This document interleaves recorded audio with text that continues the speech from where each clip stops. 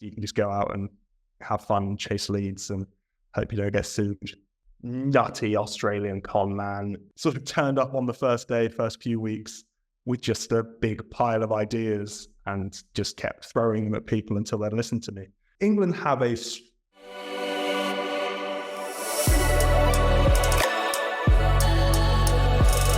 I just want to think back to when you first got started in the industry. Can you recall the moment or a past memory when you realised that journalism was something that you wanted to pursue as a career, and any early interests? Yeah, absolutely. I think I probably came to it probably a lot later than most. I know some people have known it's what I want to do their entire lives, whereas I haven't. It's not that I've not always been interested in sport or writing. It's just I never really thought putting them together was a viable option.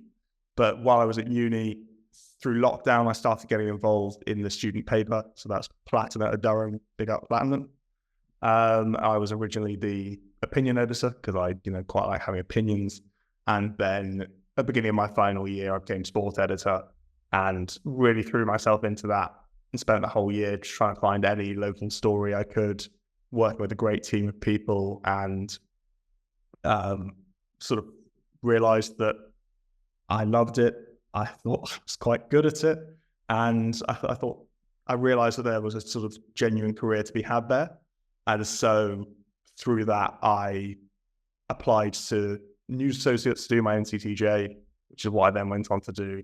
But yeah, I think it was some of the stories I was involved in at Platinum that made me realize that I wanted to do this full time, whether, believe it or not, that was freezing cold nights on a touchline in December watching a student rugby game, or I had sort of spent 7 hours of night going through Saudi Arabian or Emirati customs records to try and find out something about the then chairman of an 11th tier football club, because that's what you can do at uni when there's sort of no risk involved. You can just go out and have fun, chase leads, and hope you don't get sued, which I think I managed just about doing.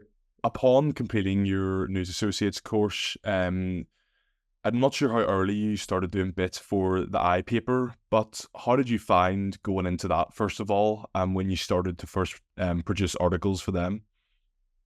So I originally started at the I while at News Associates, you do sort of, as you'll know, a 1 day a week work experience somewhere.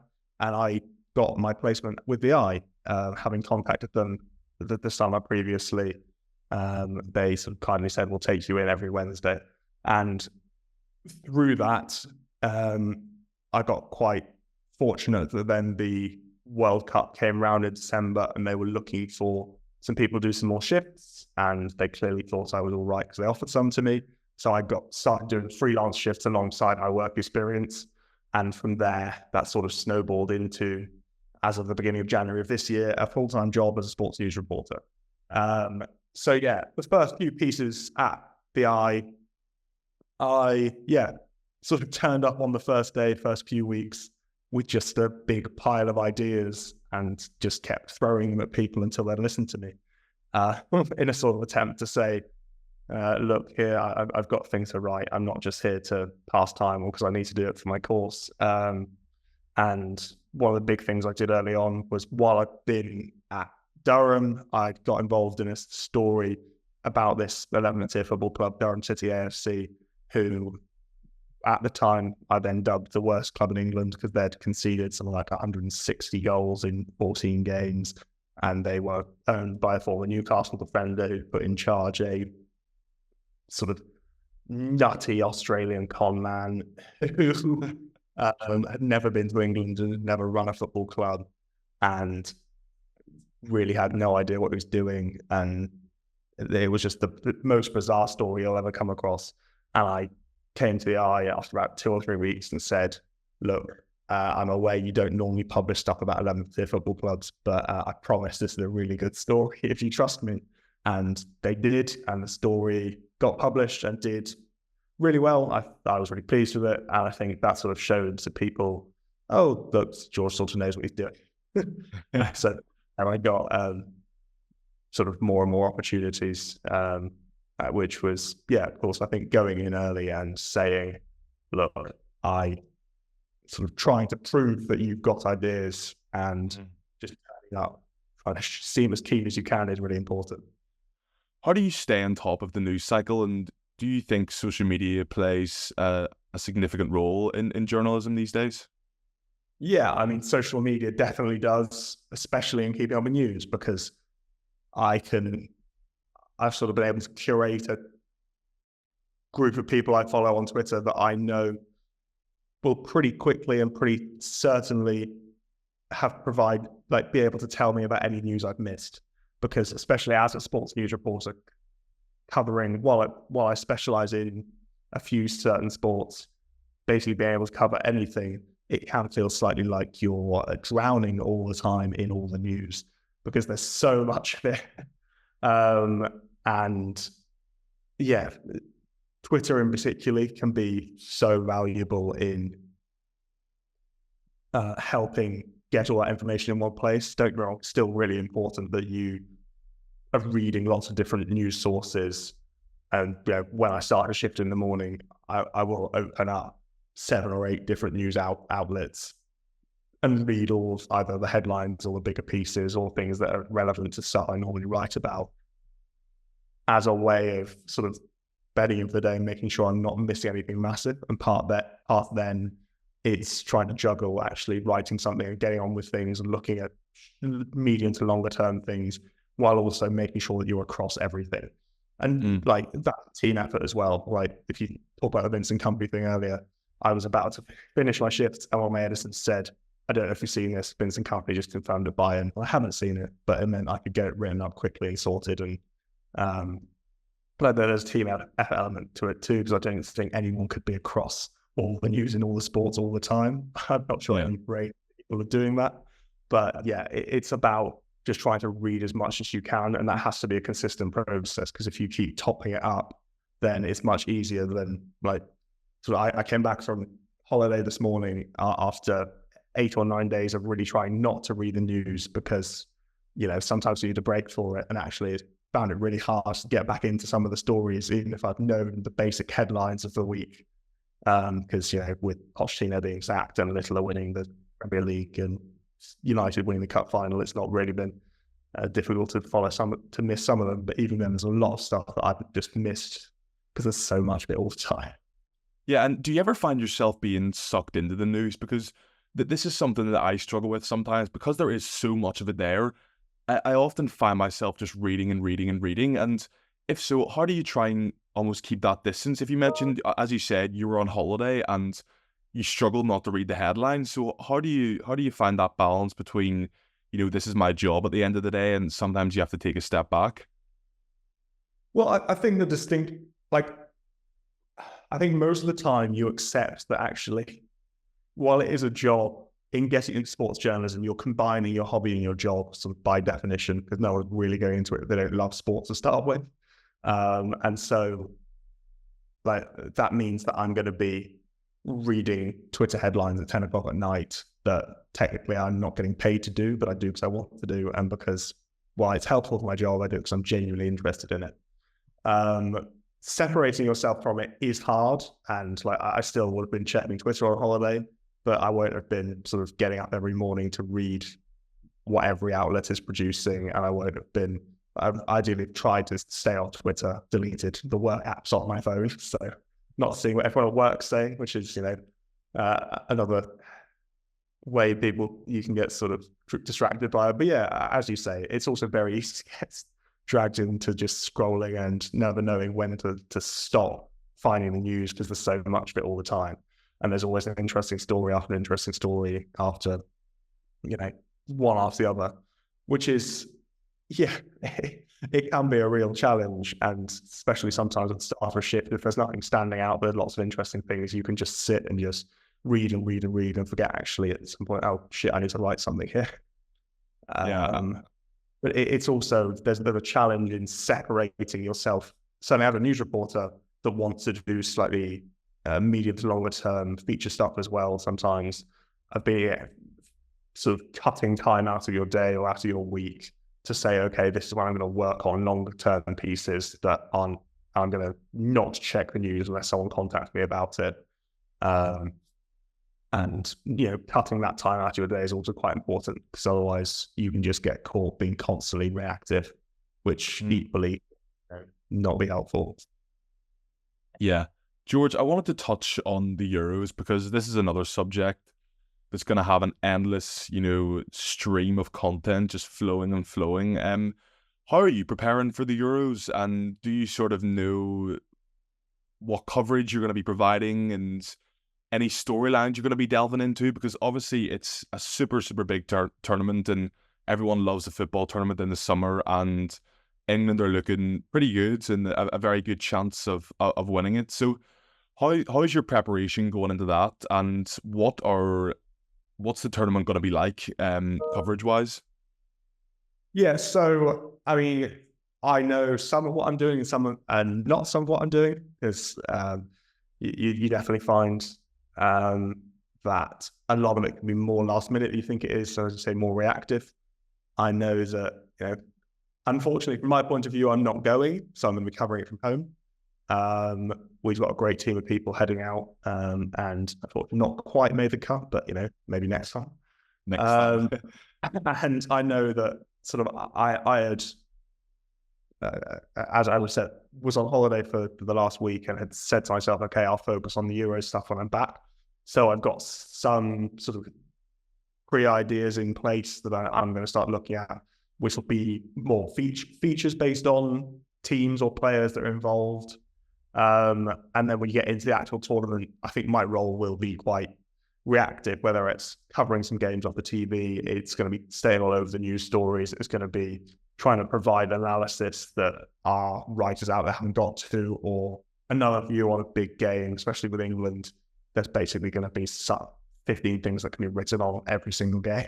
So we've only got 2 or 3 people there covering a game. There's going to be more angles to get at from here.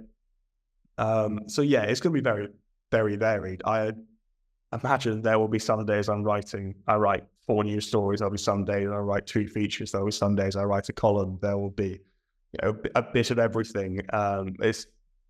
While I did the Qatar World Cup as a freelancer from home, I think this is my first big tournament as a big football tournament as a full-time journalist. So it's going to be a lot more intense. And I'm going to have to basically watch as much as I can and be as engrossed in it as I can the whole time. Exactly the same as the Olympics is going to be shortly after that. So yeah. Yeah, and what do you think of England's chances going into the tournament? Obviously, there is so much talent at Gareth Southgate's disposal at the minute, but do you think he can manage that well?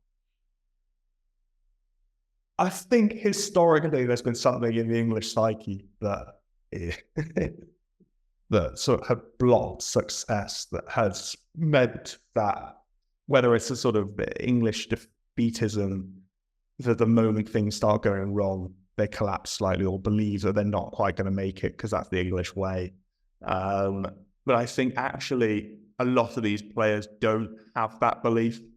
Certainly if you look at the likes of Foden and Saka and Jude Bellingham in particular, like Bellingham's so impressive because not only is he ridiculously talented, he has that very rare winning mentality where he can just turn something on when the going gets toughest and produce a moment. And that's what wins tournaments. I think that's why Bellingham is quite so exciting in the form he's been in and why it's so important that Southgate uses him right.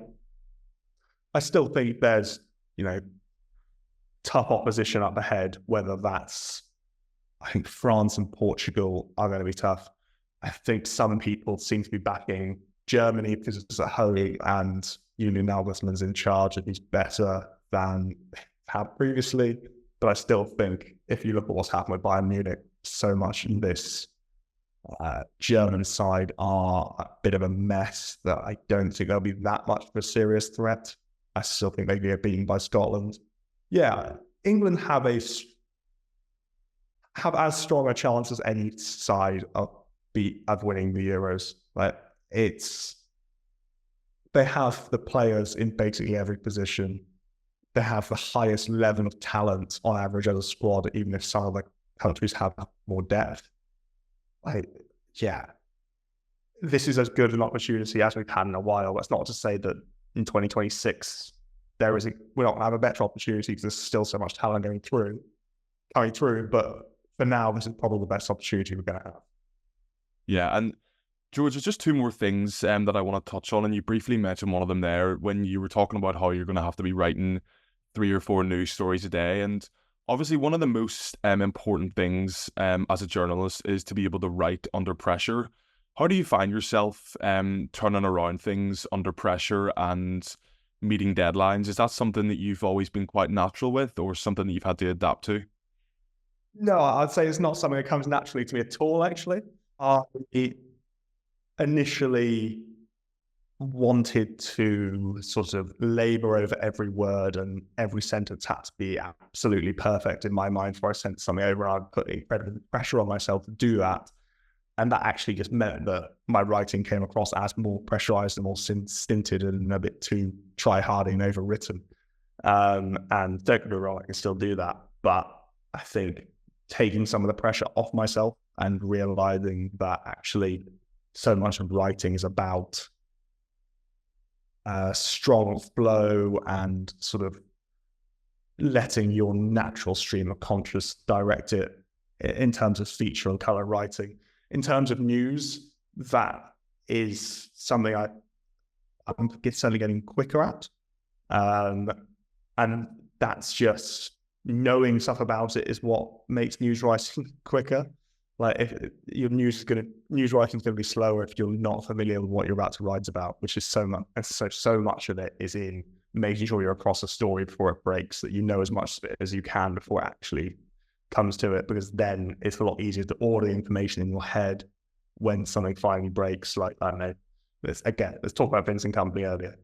That has been in the offing for a while. We sort of knew it was coming, and I'd followed both Burnley and Bayern Munich all season enough to know, okay, well, I have to write even just 3 paragraphs to start a piece. Vincent Company replacing Thomas Tuchel. Bayern Munich have lost the Bundesliga title for the first time in 11 consecutive seasons, or 12 seasons, that to Xabi Alonso's Bayern Leverkusen,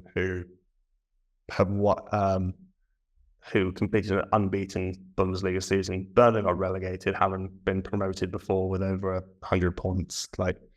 Just having all of that to hand makes it quicker and more efficient and easier to organize information, even if I haven't explained it very well there. It's actually really nice to hear that, because I was at Twickenham not so long ago covering my first rugby game, and it was Ireland-England, and I put myself under so much pressure, and England had ended up scoring 14 tries, which is quite a lot of content to put down in your notes throughout the game. And it was exactly what you said. I was too much focused on trying to get every word and every action correct, rather than just noting down. You sometimes forget the simple things when there's that sort of deadline on the cards. But yeah, that's really interesting to hear. George, one last thing that I wanted to ask you about was just storytelling. And you've openly discussed your diagnosis of ADHD, and one of your stories in January 2023, I read it this morning, and I was so engaged by it that I ended up watching the compilation of Ricky Miller's 73 goals for Dover, and I found myself like, how have I gotten this much focus on this guy? But I found the whole story really interesting, and I just wanted to ask you how important you think these kinds of stories are to tell to the audience, and do you prefer that sort of long-form journalism? Because I think that's one of the things that we're missing out on more these days in journalism, because of social media and instant news and getting that SEO. How important do you think that almost long-form content is? Yeah, I think it's incredibly important, and I'm probably going to go on quite a long-winded answer for this, so feel free to just tell me to shut up and get back on track whenever I need. But I don't. While my job is news reporter, I don't think I'm shocking my editors or anyone else when I say I prefer doing longer-form writing. It's what I find more interesting and more fun. I love the freedom to explore ideas and, as you say, tell people stories. And actually, I think in the longer term, while people talk about AI in journalism a lot as being a threat, and it might be to some people, I think what ultimately there's a world in which journalists can use AI to support producing the sorts of quicker news stories and sort of lower level news and pieces that will actually allow people a lot more time to go out and explore longer term pieces and investigate in ways that they might not previously have had the time or the freedom to do. And so I think that could end up being a really good thing if AI is used in the right way. I mean, yeah, from my point of view, I think like storytelling like that ADHD footballers piece is what sports journalism is about. Like, sport is an incredible prism through which to tell stories to people and make people care about things, and like it's basically a translation tool to a mass audience that wouldn't otherwise really give a shit about people with ADHD or the, you know, plight of neurodiverse people in sport, or about issues with racism or homophobia. But when those stories come out through football, people suddenly can relate to them in a way that perhaps otherwise they couldn't. And I do a lot of work around neurodiversity in sports, as you say, as a neurodiverse person. But yeah, I think given how little understanding there still is around neurodiversity generally, using, and I mean, especially in sport as an issue, but more generally in society, using sport as a way to get into that and as a way to show people this is what neurodiverse people can do, and these are their stories, and this are the issues surrounding them. It gives people sort of understandable arena to comprehend it all through in a way that perhaps they otherwise wouldn't do, that otherwise might be too broad or just outside of their interest range. And I think that's why, like, there's so many amazing so many amazing stories in sport in their own right that actually, I'll start again. There's so many amazing stories in sport in their own right, but alongside that, there are so many sort of ways in which you can interlink other parts of life into sport to tell stories. Yeah. I mean, yeah, that's brilliant, George. And I think that's a brilliant way to finish. And I highly recommend everyone goes and reads that article.